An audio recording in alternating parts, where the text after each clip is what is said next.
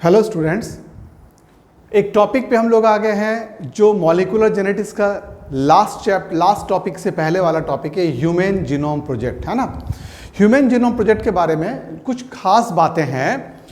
इसके बारे में आपको एक हम बात बताने जा रहे हैं। वही बात यह है कि ये जो टॉपिक है ना, इसमें जेनेटिक्स का रोल बहुत कम है। कुछ फैक्ट्स एंड फिगर्स दिए हुए हैं। इस फैक्ट्स और फिगर्स को आपको एक पेज में लिख लेना है ना। इसको हम लोग 4 पार्ट में डिवाइड करके आपको समझाएंगे और इसको एक पेज में आप नोट कर लेंगे और बार बार आप इसके फैक्ट्स को और फिगर्स को देखेंगे। इनमें जो क्वेश्चंस आने की संभावना है वो है इसके डाटा पे। जो डाटा आपको इसमें दिया गया, इसी डाटा पे कुछ क्वेश्चंस आ सकते हैं। सबसे पहले हम लोग इस नाम को समझते हैं, ह्यूमन जीनोम प्रोजेक्ट। तो पहले आ जाओ, ह्यूमन आप सबको पता है, ह्यूमन बीइंग के बारे में कह रहे हैं। जीनोम किसको कहते हैं? हैप्लॉइड सेट ऑफ जीन को। हमारे बॉडी में एक पेयर ऑफ जीन होता है ना, हम लोग कहते हैं एक सेट आता है फादर से और एक सेट आता है मदर से, है ना। ये अब हम लोग एक सेट को जीनोम कहते हैं। One set of gene is called genome, है ना। तो ये समझ में आ गया। तो जीनोम में मतलब ये एक सेट है, ये दूसरा सेट है। इन दोनों में हमको जो जीन्स हैं, जो डीएनए है, उसमें मिलने वाले जीन्स के बारे में पता करना है। Human genome project. और क्या क्या पता करना है, इसमें इंपॉर्टेंट पॉइंट क्या क्या है? इसमें पहली बात जो पता करना है वो ये है कि कौन से जीन का लोकेशन कहाँ पे है, कौन से जीन का लोकेशन कहाँ पे है। एक इंपॉर्टेंट पॉइंट है जीन का लोकेशन।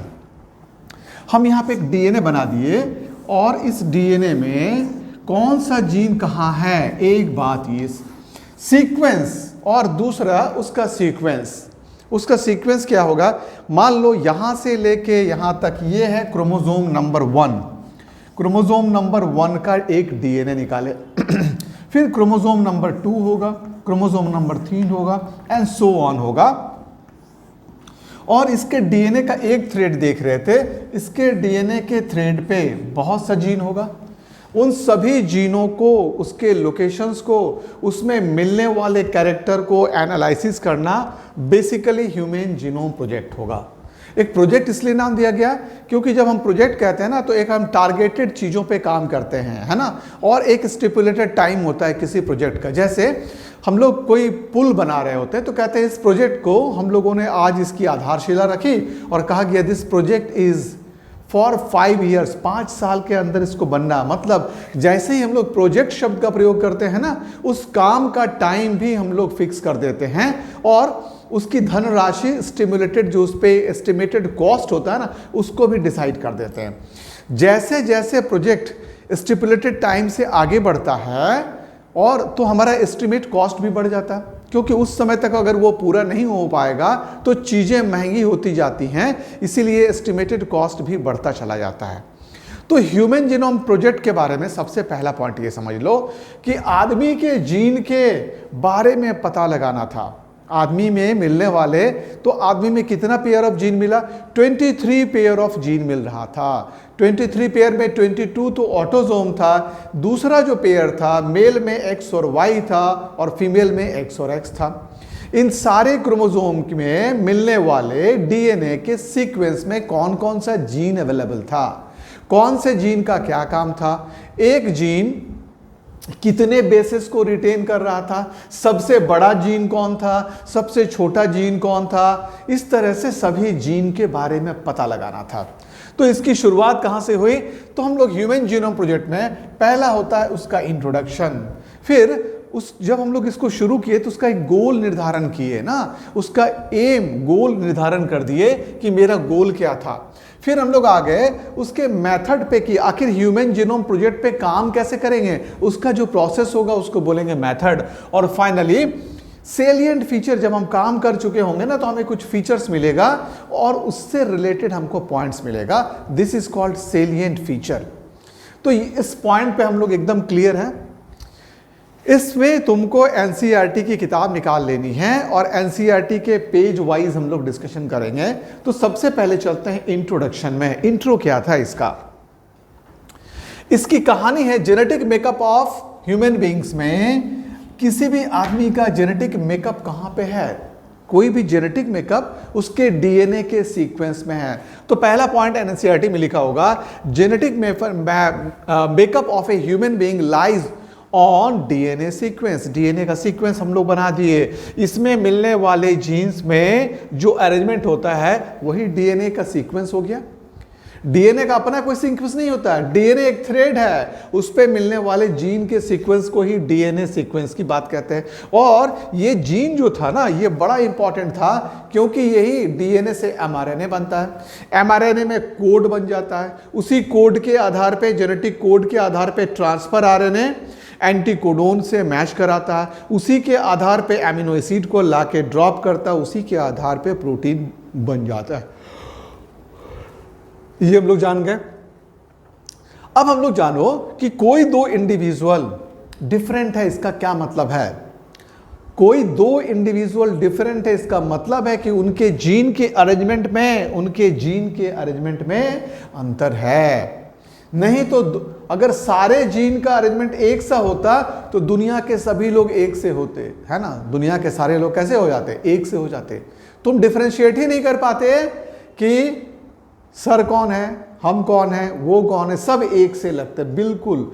लेकिन दुनिया में सारे लोग अलग अलग हैं। ये क्यों है? क्योंकि डीएनए में मिलने वाले सीक्वेंस ऑफ जीन में परिवर्तन था, चेंजेस था। कोई दो इंडिविजुअल का जीन का सीक्वेंस एक सा नहीं है। हालांकि हम कह सकते हैं 99.9% जीन का सीक्वेंस एक है, लेकिन 0.1% ये डिफर करता है। यही 0.1% difference in sequence of gene is polymorphism. इसके चलते बहुत से मॉर्फोलॉजी बन गई ना डीएनए की। पॉली मतलब में नहीं, मॉर्फोलॉजी से बना मॉर्फिज्म। तो डीएनए में बहुत से जो सीक्वेंस में अंतर आता था ना, उसी सीक्वेंस के अंतर को हम लोग पॉलीमॉर्फिज्म कहते हैं। और उसी का रिजल्ट था सभी लोग अलग अलग होते हैं। किसी की लंबाई अलग है, किसी का चेहरा अलग होगा। कोई दो व्यक्ति या कोई दो लड़कियां, कोई दो लेडी, कोई दो जेंट्स एक से नहीं है, एक्सेप्ट हम लोग ट्विंस की बात को छोड़ दें, एक्सेप्ट ट्विंस। तो पहला पॉइंट हम लोग जान गए। सेलिएंट फीचर्स में हम लोग आ रहे हैं, इसके इंट्रोडक्शंस पे आएंगे हम लोग। सबसे पहले हम लोग आगे इंट्रोडक्शंस के बारे में बताया कि no two persons are same because there is some difference in the genetic constituent.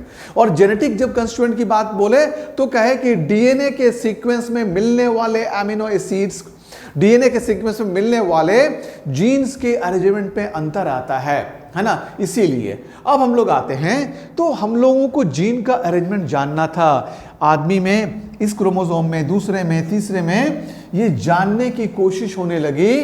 तो इस मामले में सबसे पहले अमेरिका आगे आया 1990 में, 1990 की बात है। अमेरिका आया, जॉर्ज बुश उस समय वहां के प्रेसिडेंट थे। जॉर्ज बुश उस समय वहां के प्रेसिडेंट थे। उन्होंने एक बहुत बड़ा स्टेप लिया। सारे साइंटिस्टों को बुलाए अपने देश के और बोले कि मुझे जानना है लोगों के क्रोमोसोम्स में मिलने वाले जीन्स के लोकेशंस के बारे में, उनके अरेंजमेंट के बारे में, उनकी प्रॉपर्टी के बारे में। आप लोग एक प्रोजेक्ट बनाइए, एस्टिमेटेड कॉस्ट दीजिए और हमें बताइए कि कितना वक्त लगेगा। और इस पे काम भी शुरू करना है, इस काउंसिल ऑफ मिनिस्टर की मीटिंग में ये पास होते ही वो अपने सारे साइंटिस्ट लोगों को बुलाए और बैठ के ये तय किए। 1990 में ये डिसाइड कर लिया गया अमेरिका के द्वारा कि हम लोग इस प्रोजेक्ट को चलाएंगे, इस प्रोजेक्ट को हम लोग शुरू करेंगे। And in 1990 this is a mega project, बहुत बड़ा प्रोजेक्ट माना जाता है अमेरिका का। एक बड़े प्रोजेक्ट के रूप में इसकी शुरुआत हुई। इसमें अमेरिका के दो इंडिपेंडेंट इंस्टीट्यूशन को जोड़ा गया। किसको जोड़ा गया? ये 13 इयर्स का टारगेट लेके चला गया। 1990 में शुरू हुआ, 2003 में ऑफिशियली क्लोजर कर दिया गया। हम शब्दों का प्रयोग कर रहे हैं, बहुत ध्यान से सुनना। 2003 में हमने कहा 13 साल हो गया, 13 इयर्स का प्रोजेक्ट था ये। 2003 में इस प्रोजेक्ट को क्लोजर दे दिया गया, लेकिन 2003 तक सभी क्रोमोसोम के डीएनए का पता नहीं चला था। इसीलिए उस क्लोजर के बाद भी डीएनए के सीक्वेंस का पता किया गया और बचे हुए जितने भी क्रोमोसोम में डीएनए थे उन सब का पता 2003 के बाद किया गया। ऑफिशियल क्लोजर होने के बाद भी हम लोग डीएनए प्रोजेक्ट पे काम करते चले गए और सबसे पहला ये बहुत बड़ा काम था ह्यूमन के बीइंग के क्रोमोसोम्स के बारे में पता करना। जब ह्यूमन के क्रोमोसोम्स के जीन के बारे में पता चल गया तब साइंटिस्ट लोगों का मनोबल बहुत ज़्यादा बढ़ गया और उसके बाद वो तो तरह तरह के प्लांट्स और एनिमल्स पे काम करने लगे। स्टार्टिंग किए बैक्टीरिया का जीन का पता लगाए, फिर ईस्ट के जीन का पता लगाए और उसके बाद हम लोग कुछ और प्लांट्स के बारे में बताएंगे। बैक्टीरिया और ईस्ट के बाद ये था कैनोहैबिडिटिस एलिगेंस, एक निमेटोड्स था, है ना, ये था कैनोहैबिडिटिस एलिगेंस। निमेटोड्स था, ट्रांसपेरेंट होता है, 1 मिलीमीटर इन साइज है, ये राउंड वर्म है ना। और ये निमेटोड्स पैथोजेनिक नहीं होकर नॉन पैथोजेनिक है और इसके बारे में भी हम लोग पता लगाए। उसी तरह से एक प्लांट है, ये प्लांट का नाम था एएबिडियोप्सिस। आर को प्रोनाउंस नहीं करते हैं, एएबिडोप्सिस प्लांट पे हम लोग काम किए। ये प्लांट तुम देखना, छोटा सा प्लांट है, नेट पे जाना और देखना इसमें फ्लावरिंग हो रही है। उस एएबिडोप्सिस प्लांट के भी सीक्वेंस का पता लगाए, राइस का भी पता लगाए, ड्रोसोफिला पे भी काम किए और सीक्वेंस का पता लगा लिए। ये था मेगा प्रोजेक्ट, एक बहुत बड़ा प्रोजेक्ट। अब चलो इस प्रोजेक्ट को कौन कौन हेडिंग दे रहे थे। सबसे पहले कुछ line important, US department of energy. उस समय यूएस डिपार्टमेंट ऑफ एनर्जी के हेड चार्ल्स डेलीसी थी, चार्ल्स डेलीसी, है ना। तो उनके वो समय चार्ल्स डेलीसी हेड थे यूएस डिपार्टमेंट के और यूएस डिपार्टमेंट ऑफ एनर्जी इस काम के लिए चयन किया गया, इनका सिलेक्शन किया गया कि it will be US department of energy who will head this project. वो उनको हेड करना था, उनको आगे आगे लेके चलना था पूरे प्रोजेक्ट को। Plus national institute of health America का, हेडेड बाय हेली, उस समय हेली इसके हेड थे, नेशनल इंस्टीट्यूट ऑफ हेल्थ, इनको भी जिम्मेवारी दी गई। तो दो इंस्टीट्यूशन, तो बड़े बड़े इंस्टीट्यूशन तो अमेरिका के थे, इस प्रोजेक्ट के लिए इनका चयन किया गया। जैसे कोई प्रोजेक्ट होता है ना, हम लोग किसी फर्म को, किसी कंपनी को उस प्रोजेक्ट का एक पुल बनाना है तो आप किसी गैमॉन इंडिया को बुला के लाए और उसको ये काम दे दिए।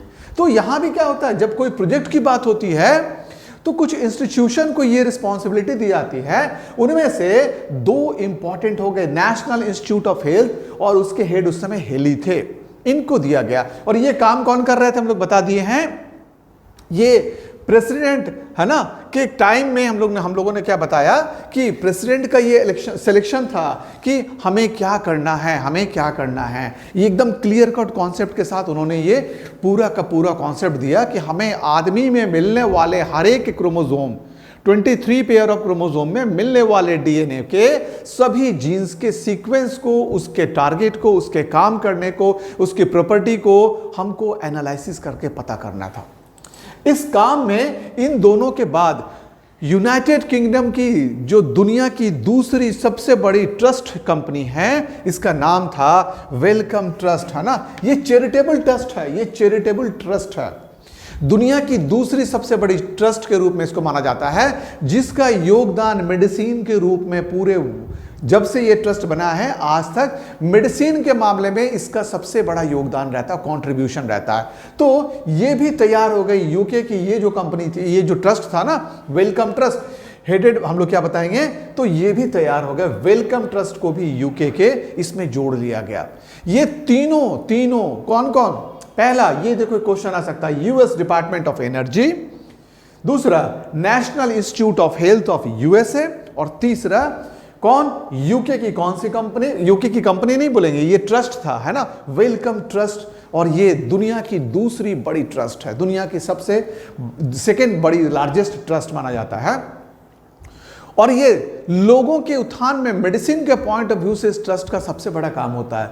इस 3 इंस्टीट्यूशन के बाद जापान, फ्रांस, अमेरिका ने जापान को, फ्रांस को, चाइना को, सबको इनवाइट किया। सभी लोग अपने अपनी टीम भेज दी, जापान, फ्रांस, जर्मनी, है ना, चाइना, सभी लोगों ने अपने अपने साइंटिस्ट को भेजा। बोला चलिए सब कोई मिलके काम करते हैं। पहली बार ऐसा हुआ कि अमेरिका के साथ चाइना भी काम कर रहा था। पहली बार ऐसा हुआ। नहीं तो दोनों तो 2 पोल पे रहते हैं, कभी दोनों साथ हो ही नहीं सकते हैं। तो इस मेगा प्रोजेक्ट की शुरुआत हो गई, मेगा प्रोजेक्ट की शुरुआत हो गई। अब जरा इसके कॉस्टिंग के बारे में देखो। इसके बारे में देखो, ह्यूमन जीनोम में 3 × 10⁹ बेस पेयर था। मतलब ये जीनोम की बात कर रहे हैं, हैप्लॉइड सेट की बात कर रहे हैं। डिप्लॉइड सेट की बात करेंगे तो 6 × 10⁹ बेस पेयर हो जाएगा। 9 और एक बेस पेयर पे हमको जो खर्च आ रहा था ना, वो $3 का खर्च था। कॉस्टिंग कितनी थी जिस समय एस्टिमेट किया गया? एक एक बेस पेयर के बारे में जानने में जो खर्च आने वाला था वो $3 होने वाला था। और उस समय जो एस्टिमेट किया गया तो 3 × 3 इसको माना गया, रफली $9 बिलियन का खर्च आने वाला था। इस प्रोजेक्ट पे जो खर्च आने वाला था $9 बिलियन का एस्टिमेटेड कॉस्ट था। क्यों? क्योंकि ये 13 साल का एक कॉस्ट दिया गया था और जो जीन का नंबर था उसके बेसिस पे बनाया गया था। अब आ जाओ, इस प्रोजेक्ट में एस्टिमेटेड कॉस्ट हमको मालूम हो गया।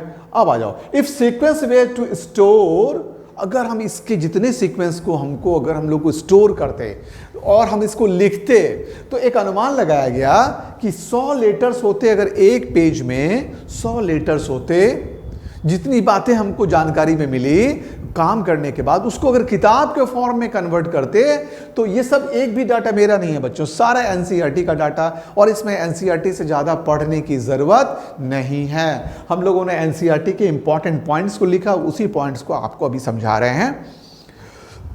ह्यूमन जीनोम प्रोजेक्ट, और इसके बाद एक और हम लोग के पास आने वाला है। तो इसको हम लोग 2 क्लास में डिवाइड कर रहे हैं। पहले क्लास में हम इंट्रोडक्शन और गोल पे आएंगे, दूसरे क्लास में मेथड्स पे और सेलिएंट फीचर्स पे आएंगे। तो 2 क्लास में ये हमारा खत्म होगा। ये पहला पार्ट होना है ह्यूमन जीनोम प्रोजेक्ट का। तो पहले पार्ट में हम लोग इंट्रोडक्शन अभी दे रहे थे और पूरा का पूरा इंट्रोडक्शन एनसीईआरटी बेस्ड है, एनसीईआरटी के डाटा ही है।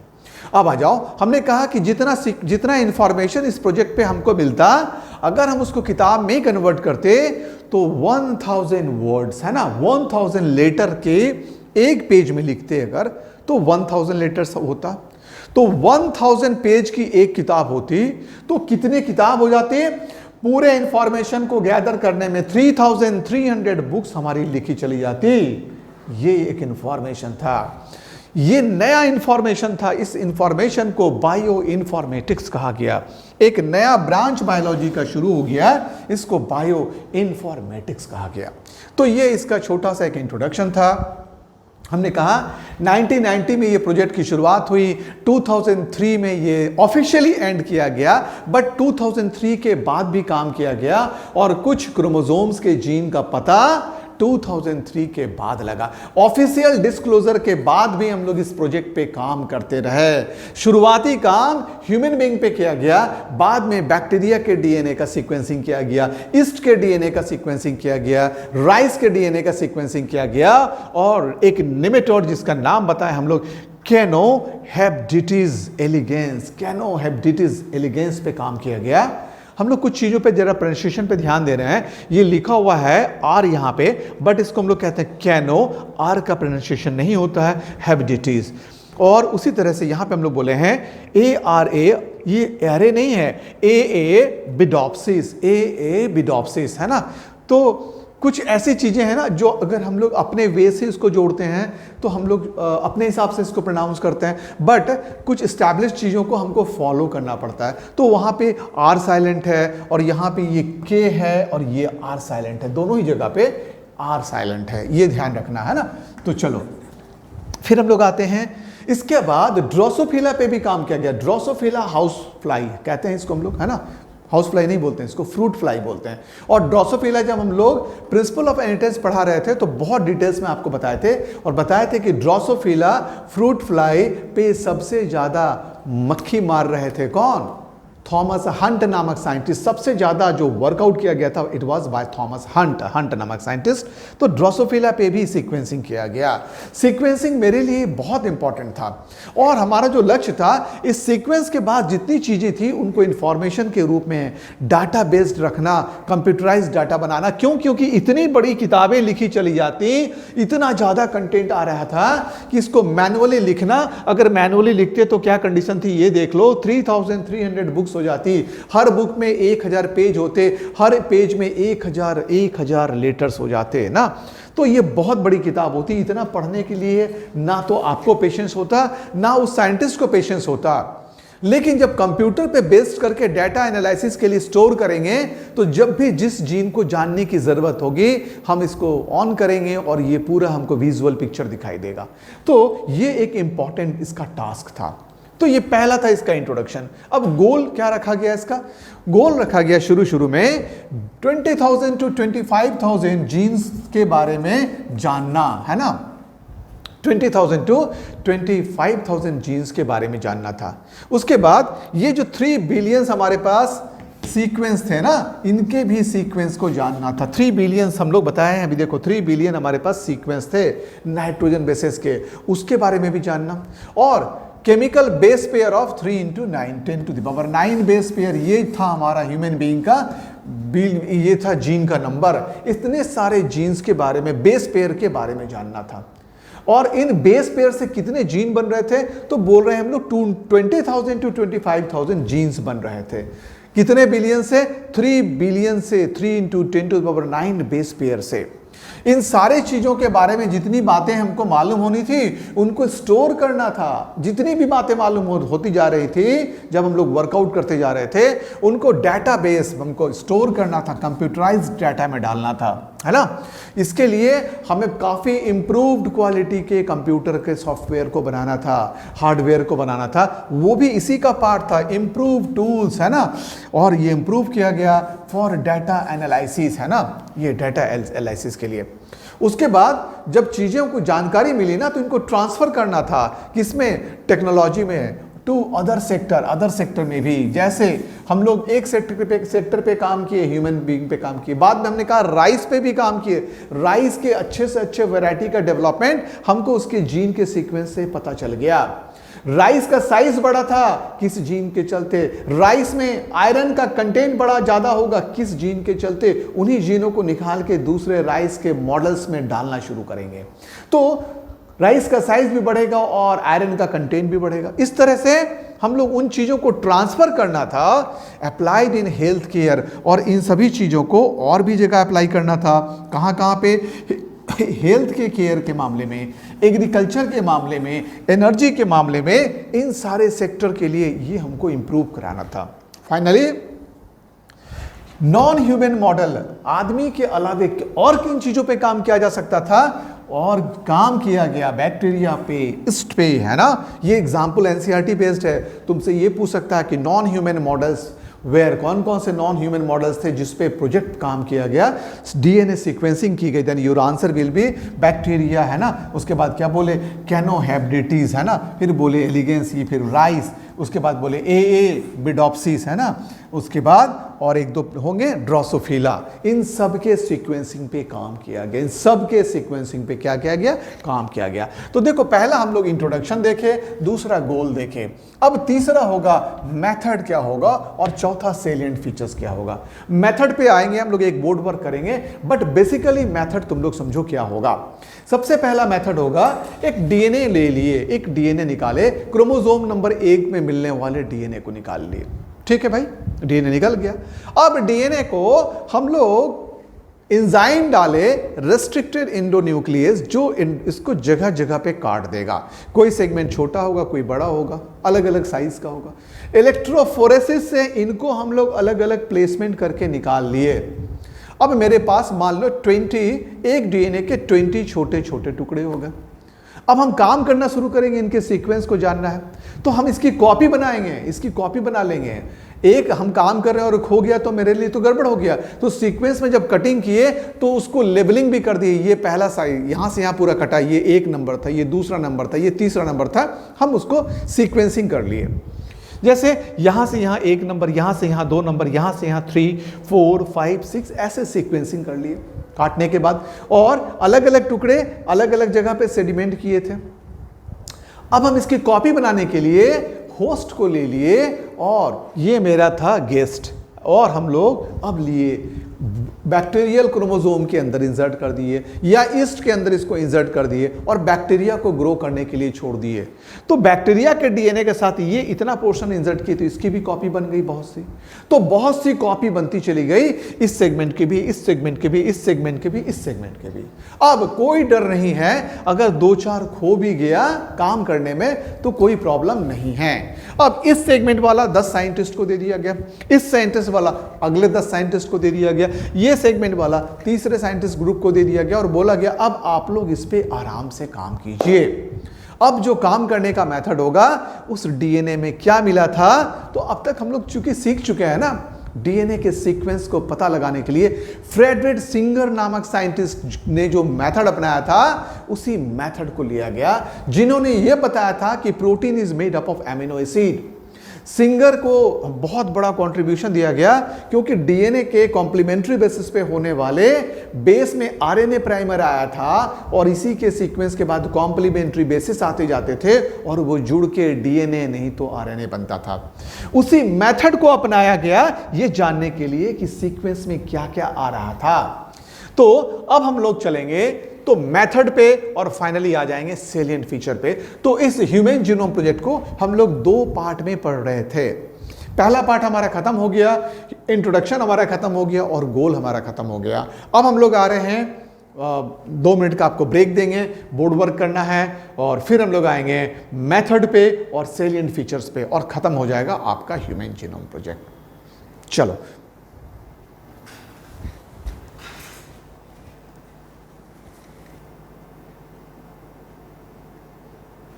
ह्यूमन जीनोम प्रोजेक्ट के तीसरे और चौथे पार्ट में आ गए हैं।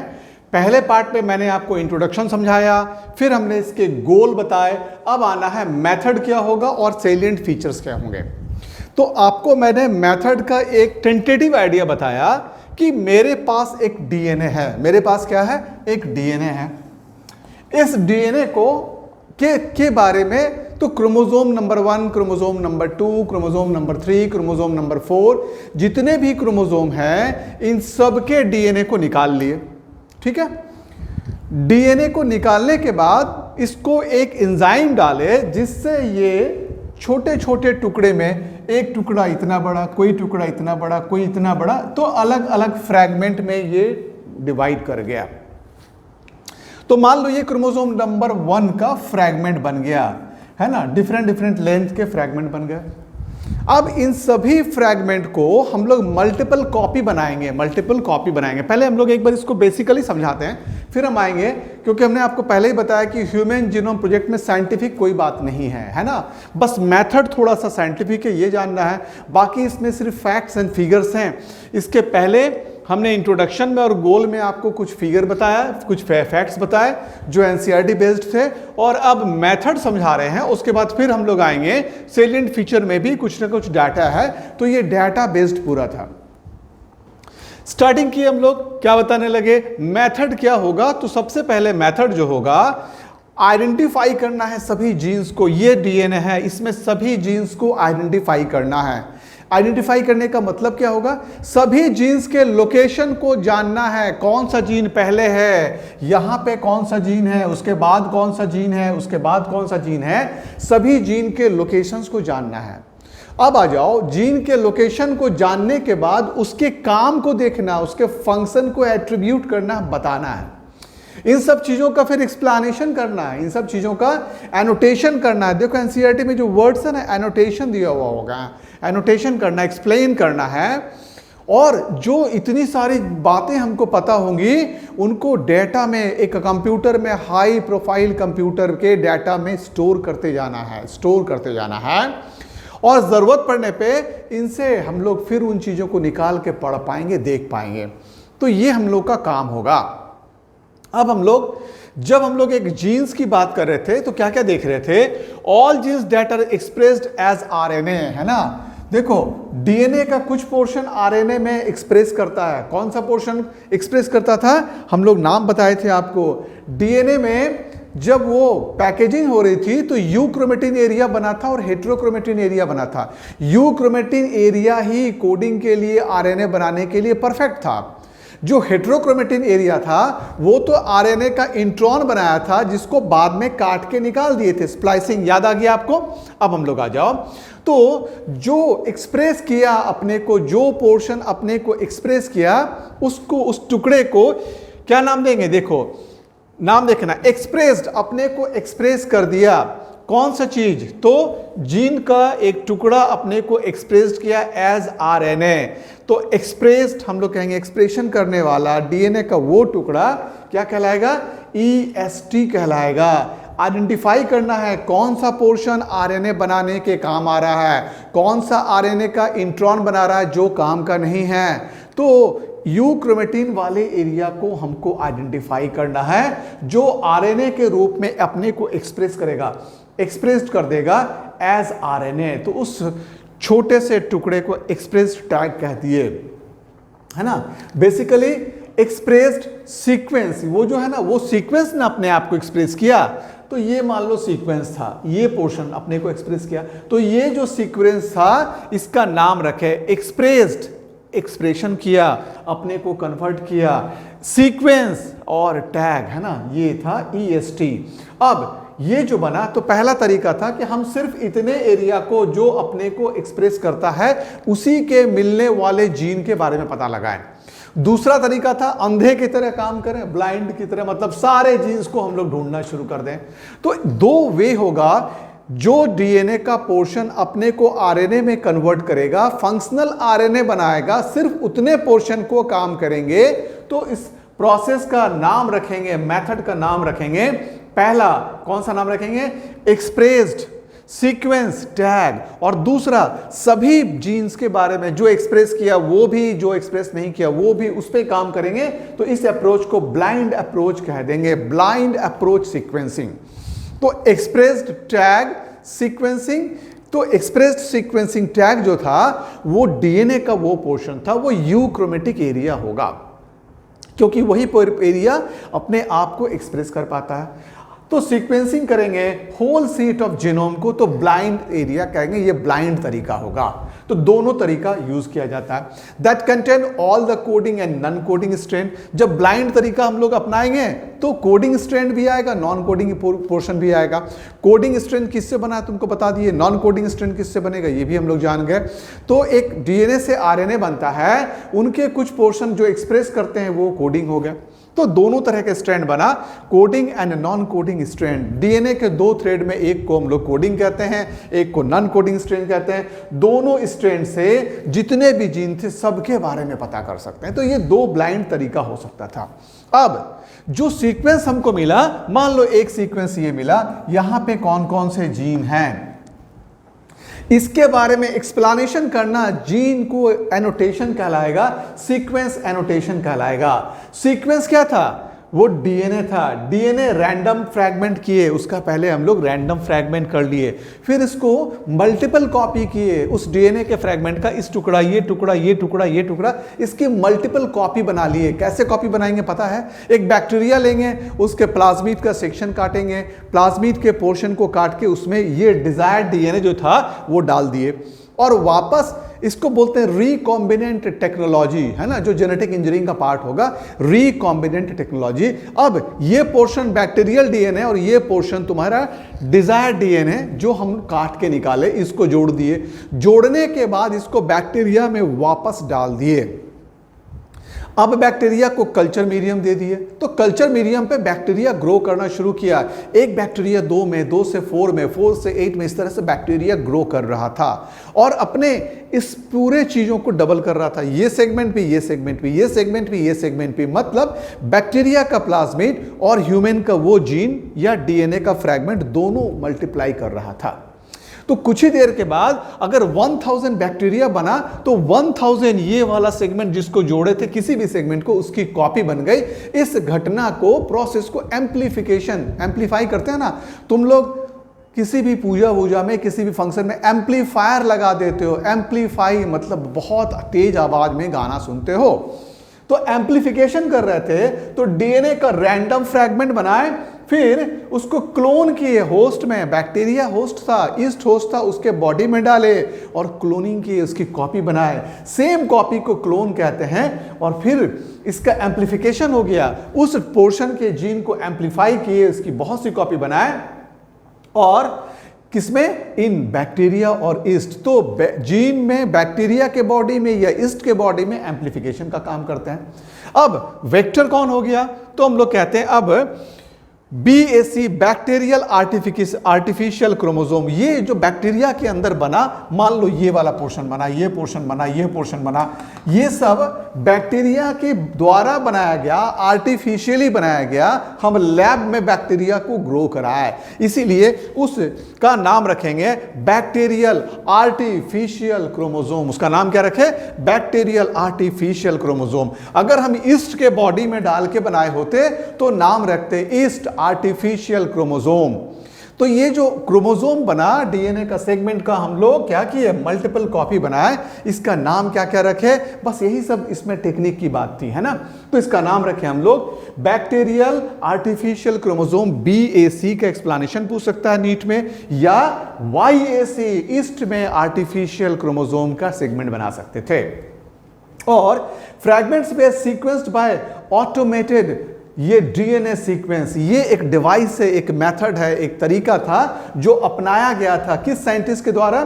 Frederick Sanger. देखो यही वो साइंटिस्ट हैं जो प्रोटीन में सीक्वेंस ऑफ एमिनो एसिड को भी बताए थे। फ्रेडरिक सेंगर का नाम याद रखना। गाना गा रहे थे, बड़ा खुश हो गए थे। सेंगर, सिंगर से सेंगर नाम याद रखना। खुश होके गाना गा रहे थे, अमीनो एसिड से जुड़ के बना प्रोटीन। क्या गाना गाए? अमीनो एसिड से जुड़ के बना प्रोटीन। भाई जुड़ के बना प्रोटीन, तो गाना गाए सेंगर। तो फ्रेडरिक सेंगर खुश होके एक गाना गा रहे थे। यही वो साइंटिस्ट थे जो बता रहे थे कि अमीनो एसिड के सीक्वेंस के जुड़ने से प्रोटीन बनेगा। कौन साइंटिस्ट बता रहे थे भाई? Frederick Sanger. और यही इस सीक्वेंस के बारे में एक टेक्निक निकाले जानने का कि पहले कौन है, दूसरे में कौन है, तीसरे में कौन है, डीएनए। वो टेक्निक का नाम दिया गया ऑटोमेटेड डीएनए सीक्वेंस टेक्निक। अब ये क्वेश्चन एक तुम्हारा फिर नीट का क्वेश्चन, डीएनए में automated DNA sequence technique was developed by Frederick Sanger. और इनके बारे में और एक बात बताए, sequence were annotated and explained. Annotated वो जो सीक्वेंस था उसको एक्सप्लेन किया गया, उसमें कौन कौन से जीन कहां मिल रहे थे, by special computer based program, है ना। इसके लिए स्पेशल कंप्यूटर बेस्ड प्रोग्राम भी बनाया गया, स्पेशल कंप्यूटर बेस्ड प्रोग्राम बनाया गया। तो ये तुम्हारा था अबाउट ह्यूमन जीनोम प्रोजेक्ट में मेथड बता रहे थे। Sequencing of chromosome 1 was completed in 2006। देखो ऑफिशियली क्लोजर हम लोग इसका 2003 को मानते थे। क्यों? क्योंकि इस प्रोजेक्ट के बारे में बताया थे कि human genome project was a 13-year project. It was initiated in 1919 and it officially closure was given in 2003। 2003 में ऑफिशियली इसको क्लोज कर दिया गया, लेकिन काम उसके बाद भी चलता रहा क्योंकि कुछ चीजें बाकी थी। क्रोमोसोम 1 के बारे में अभी तक पूरा पता नहीं चला था। 3 साल के बाद 2006 में क्रोमोसोम 1 पे मिलने वाले सारे जीन का पता चला। तो हम लोग ये कहेंगे, लेकिन उसके पहले बाकी के क्रोमोसोम्स के 1 to 22 और X and Y क्रोमोसोम में मिलने वाले सीक्वेंस का पता चल गया था। क्लियर हो गया? अब आ जाओ सेलिएंट फीचर। जब हम लोग ये सब काम कर लिए तो फाइनल जो रिजल्ट आया उसके बेसिस पे कुछ हम लोग फीचर्स को लिखने जा रहे हैं, है ना। ह्यूमन जीनोम प्रोजेक्ट पे जब काम कर लिया, हमने बताया थे ए बियोडोप्सिस पे भी काम किया गया, टोमेटो पे भी काम किया गया, राइस पे भी काम किया गया, ड्रोसोफिला पे भी काम किया गया। ह्यूमन के बाद बहुत से प्लांट्स और एनिमल्स पे काम करके हम लोग इस स्टेज पे आ गए और फाइनल फीचर्स लिखे कि आदमी में, ह्यूमन में जीनोम कितना था? 3164.7 मिलियन न्यूक्लियोटाइड के बेसिस मिलते हैं। इतने सारे, है ना, हम लोग कहते हैं मिलियन न्यूक्लियोटाइड के बेसिस मिलते हैं। अब एवरेज जीन में कितने बेसिस होंगे? इसका मतलब एक जीन में कितने बेसिस होंगे? तो एक एवरेज जब बनाया गया तो 3000 बेसिस मिल रहे थे एक जीन में, 3000 बेसिस। डिस्ट्रोफिन नामक सबसे बड़ा जीन, सबसे जो बड़ा जीन था उसका नाम दिया गया डिस्ट्रोफिन। इसको लार्जेस्ट जीन माना गया। इसमें 2.4 मिलियन बेसेस थे, 2.4 मिलियन बेसेस। किसमें? Dystrophin is largest gene. Total number of gene estimated is 30,000। जो हमको मिला, पहले जब हम लोग एस्टिमेट कर रहे थे, जब हम लोग नहीं जानते थे तो अनुमान लगाते थे कि 80,000 टू 1,40,000 जीन्स होंगे। लेकिन जब काम करके निकले तो देखिए अरे ये तो बड़ा कम था, 30,000, लेस देन द एस्टिमेट। हो जो पहले एस्टिमेट था ना उससे काफी कम था। और 99.9% nucleotide bases are same in all organism, all human being, all people, है ना। हम लोग जितने भी लोग हैं, चाहे मैं अमेरिका में लोग हों या भारत के किसी भी कोने में लोग हों या जापान में लोग हों, सब जगह 99 सभी लोगों के बीच में 99.9% जीन्स कैसे होंगे? न्यूक्लियोटाइड का जो बेस होगा वो सभी में इक्वल होगा। सिर्फ 0.1% में डिफरेंस आएगा और यही 0.1% के डिफरेंस से पॉलीमॉर्फिज्म हो जाता है। ये डिफरेंट हो जाते हैं, इनके मॉलिक्यूल्स अलग हो जाते हैं, है ना, जीन अलग हो जाते हैं। इसको पॉलीमॉर्फिज्म कहते हैं। और इसी का रिजल्ट होता है हर एक दो इंसान कोई भी एक नहीं होता, दो इंसान के बीच में डिफरेंस मिलता है ना।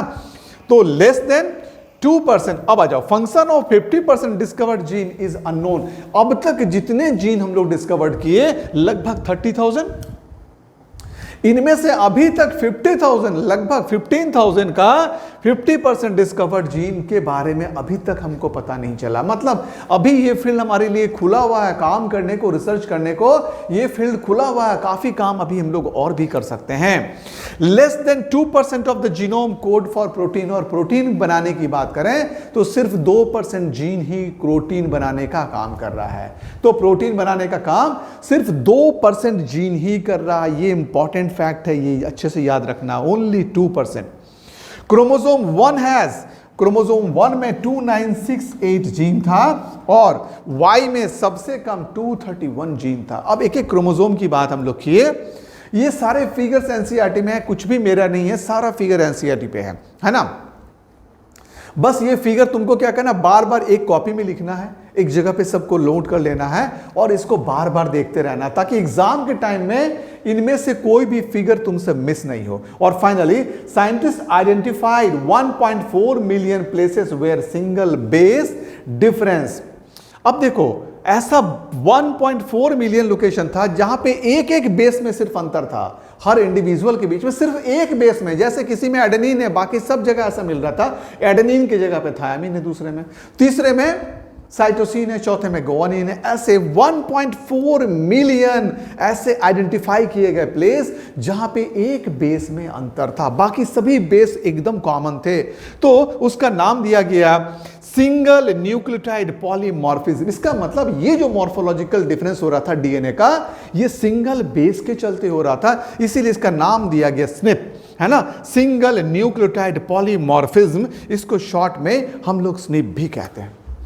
तो ह्यूमन जीनोम प्रोजेक्ट का एक सबसे बड़ा जो पार्ट आया निकल के, वो था जेनेटिक इंजीनियरिंग में ये बड़ा हेल्पफुल हो गया, डीएनए फिंगरप्रिंटिंग में ये बहुत हेल्पफुल हो गया। और इससे एलसी, हम लोग एक एलसी यहां पे वर्ड है एनसीईआरटी में भी, एथिकल, लीगल और सोशल इश्यूज बहुत से सॉल्व होने लगे। मतलब इसी के एप्लीकेशन से बहुत सी सामाजिक बुराइयों पे हम लोग क्या कहें, इस पे कंट्रोल कर पा रहे थे, क्योंकि हम आइडेंटिफाई करने लगे। जैसे कोई किसी पे रेप हो गया, तो रेप करने वाला अगर पहचान में नहीं भी आया, लेकिन अगर हम उसके बारे में कुछ हमको आइडिया है तो उसको पकड़ के हम लोग आइडेंटिफाई कर सकते हैं। उसके सीमेन से ये पता चल सकता है कि ये कौन से आदमी के द्वारा हुआ होगा। किसी जगह पे कोई क्राइम हो गया और क्रिमिनल्स का हेयर का भी एक टुकड़ा निकल के मिल गया, तो उससे हम लोग क्रिमिनल को डिटेक्ट कर पा सकते हैं। कई बार पैटर्निटी इशू जो आती है, फादर डिनाई करते हैं और कहते हैं ये मेरा बच्चा नहीं है ना। कई बार फादर डिनाई करते हैं, उस समय मदर के पास कोई ऑप्शन नहीं होता है, तो अपने बच्चे के डीएनए का और फादर के डीएनए के टेस्टिंग से ये कंफर्मेशन हो सकता है कि ये उसी के पापा थे। इस तरह से एथिकल, लीगल और सोशल कई चीज़ों पे ये बहुत काम का था। तो ये था तुम्हारा human genome project. Human genome project में हम लोगों ने बहुत साइंटिफिक ये बातें कुछ भी नहीं बताई इसमें, हम लोग बाकी टॉपिक की तरह बहुत समझाने का इसमें स्कोप नहीं था। इसमें हम लोगों ने क्या क्या किया, इसको 4 पार्ट में डिवाइड किया। पहले इसमें इंट्रोडक्शन हमने दिया, फिर हम लोग इसके गोल्स को बताए, उसके बाद हम लोग मेथड को बताया कि मेथड क्या था, और फाइनली हम लोग इसके सेलिएंट फीचर्स को डिस्कशन कर दिए। और ये पूरा का पूरा एनसीईआरटी का डाटा था। अब इसके बाद वाला टॉपिक बहुत फिर मजेदार होगा, बहुत अच्छा होगा। उसका नाम होगा डीएनए फिंगरप्रिंटिंग और मॉलिक्यूलर जेनेटिक्स का ये लास्ट तुम्हारा टॉपिक होगा। तो मॉलिक्यूलर जेनेटिक्स एक बड़ा टॉपिक तुम्हारा खत्म हो गया, और अब हम लोग आ गए इसके लास्ट टॉपिक पे, human genome project. Human genome project खत्म हो गया, डीएनए फिंगरप्रिंटिंग पे आएंगे। तो next class is for DNA fingerprinting. Thank you.